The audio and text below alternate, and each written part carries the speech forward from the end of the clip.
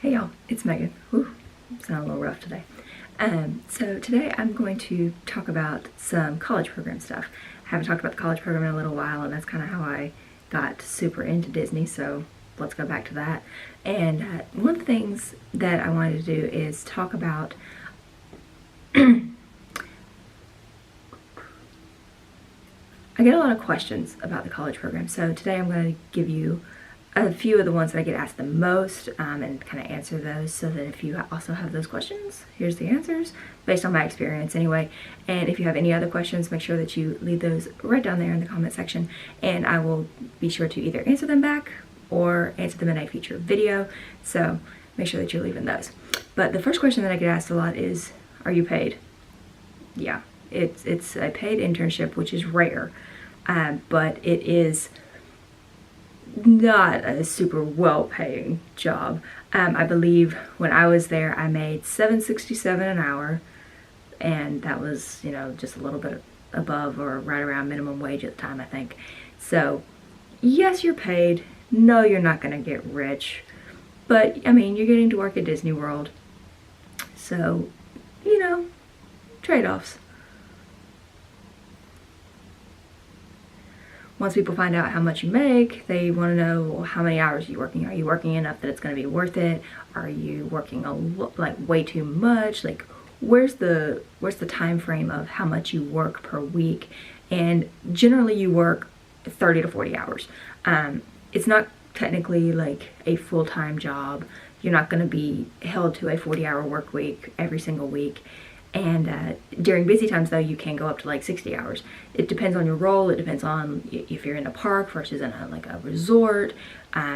There's a lot of things that go into determining how many hours you work. I usually worked right around 30, 35 hours a week.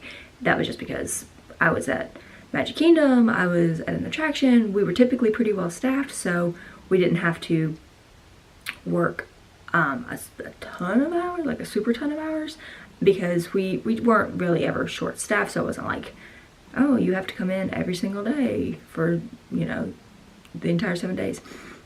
Typically I did get Tuesday and Wednesday off as my weekends. Sometimes it was Wednesday, Thursday, but like my weekend usually fell in the middle of the week. And there were a couple of times that you only got one day for a weekend. Some days you would work 6 days in a row, and that's just the times that you were actually scheduled. You can trade shifts and pick up shifts. There's always a Facebook group or a forum somewhere where you can pick up shifts from people who are working at either your same attraction or attractions that you have cross-trained at. So if you want to work more hours, like if you're there to make money and really get some experience, then you can pick up more hours. You are perfectly able to do that up until a certain point. You know, they're not gonna give you a whole bunch of overtime. So if someone is trying to take a shift and they don't have overtime hours and you also want to take that shift, but it would put you into overtime, they're probably going to give it to the guy who they're not going to have to pay as much. Just kind of how businesses work. But generally around 30, 35 hours, you can work more. You can also give away shifts and work less if you want. I don't know why you would want to do that. You're kind of there to work, but if you do, that's also an option. You can give away shifts, you can pick up shifts. So general guideline, 30-ish hours, but you can work more or less kind of if you want, or depending on your attraction or your position.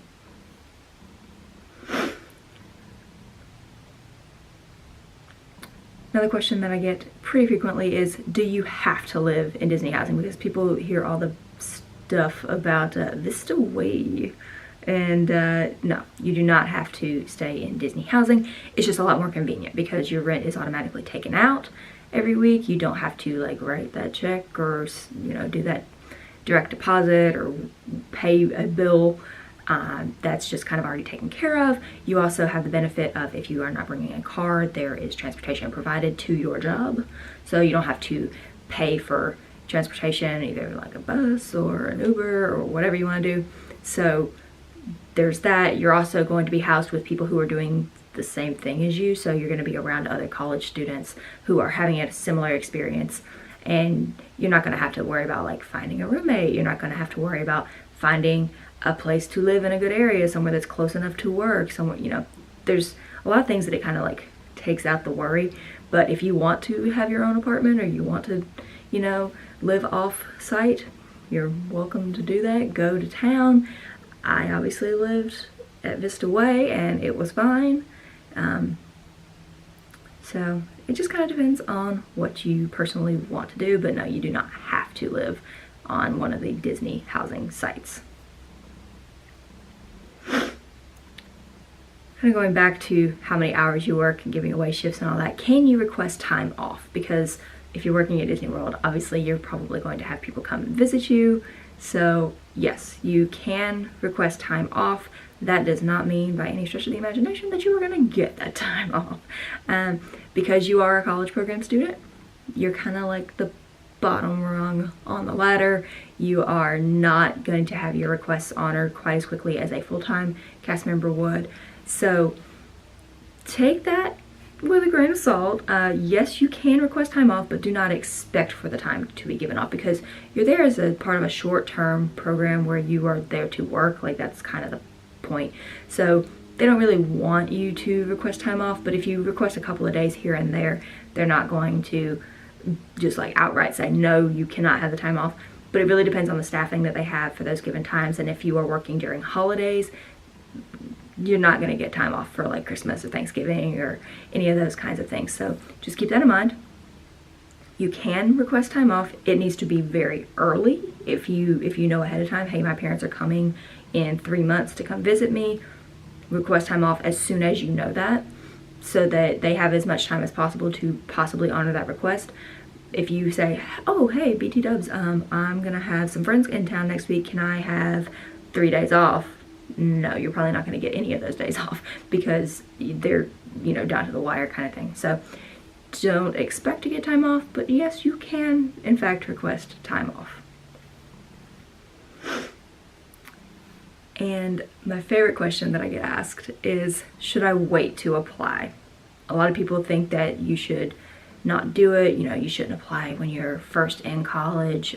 You should wait a little bit longer, wait till you're a little bit farther into college. When's like the sweet spot? When are they more likely to hire you? Do they want some older? Do they want people? When should you apply? I applied October of my freshman year, like my first semester, and I was in. So there's a couple of thought processes here. One is, if you definitely know that you want to do the college program, you start applying early.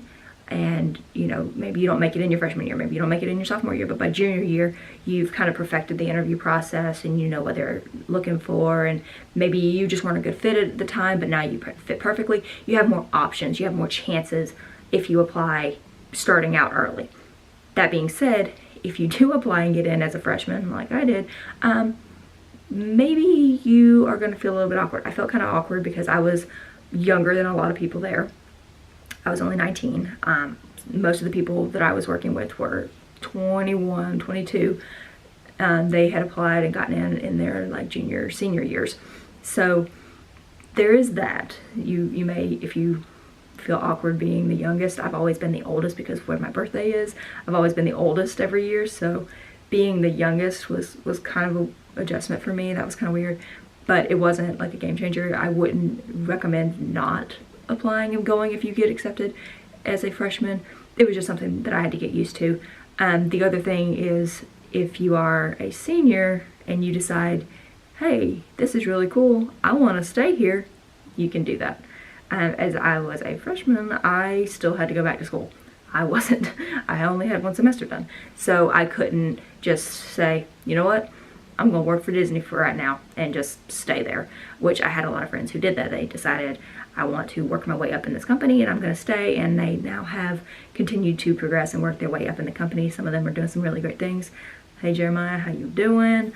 But if you are a freshman, obviously you're probably heading back to school, especially if you have, like I did, scholarships or financial aid or anything being held for you. That is not always the situation. I know a lot of people will lose scholarships or anything like that if they decide to leave. So that's something else you have to keep in mind if you do have a scholarship to school, or if you have financial aid, that if you need to make sure that if you are a freshman, sophomore, junior, you know, if you are coming back after the college program, you need to make sure that that is still going to be in place for you. So that's another thing to take into consideration when you're trying to decide, when should I apply, should I go, that kind of thing. So lots of things to consider. There's no one answer for everyone. I personally think that I did it at a good time, because if I hadn't done it then, I wouldn't have all the friends that I have now. I wouldn't have had necessarily the same experience I had. So it really depends on you when you want to go, if you have money that's going to be waiting on you, or if you would, you know, if you would lose that scholarship money if you left. Maybe you should wait until, you know, your final semester, or even the semester after you've graduated, because you do have 6 months after you graduate to apply. So things to consider. No one answer for everybody, but you know, it's a fun time no matter when you go. So make sure that if you are eligible and you are interested, make sure that you are applying for those. I believe they should have applications opening up in just a couple of months, maybe next month, for the spring and spring advantage for next year. So get on that if you want to.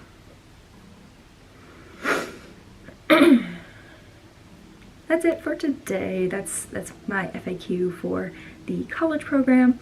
As you can see, we are still working on this situation here. Everything's kind of scooted away from the walls because we've been painting.